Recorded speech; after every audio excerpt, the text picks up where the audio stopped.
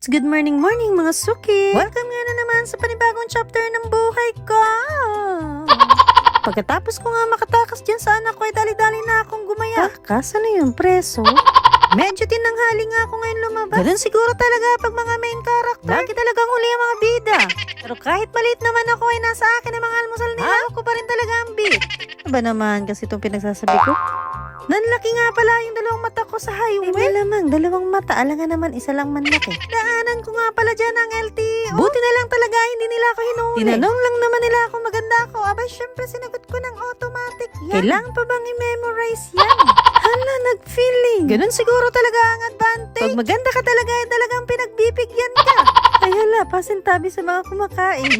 Pero seryoso talaga, nadaanan ko sila kanina. Hindi naman nila ako sinita. Siguro dahil nga nakita nila ay nagtitinda ako ng mga kakanin. Siguro nga kung ginagamit mo ito sa paghahanap buhay, hindi ka nila gagalawin. Salamat. I love you so much talaga from the bottom of my heart. Ano, napaka-OA. Grabe talaga kanina, sobrang init talaga. At buti na lang talaga, umaga pa lang sold out na. At dumaan nga ulit ako dito sa bilihan ng mangga. At marami nga na naman kasing naghahanap ng mangga. Hindi na nga ako ang hinahanap nila, kundi yung mangga. Malaki din kasing tulong ang benta ng mangga. Lalo at parang mga anak ng kontraktor itong mga anak ko. At pagka-uwi ko nga dyan ay sarap naman talaga sa ay. Wow! Lalo't pag-uwi kay malinis ng bahay. Buti na lang talaga itong panganay ko ay maasahan ko. Siya na rin kasi ang nakatoka sa pagpapalig at pagpapakain sa mga kapatid niya. Pag wala ako, wala na talaga akong masay.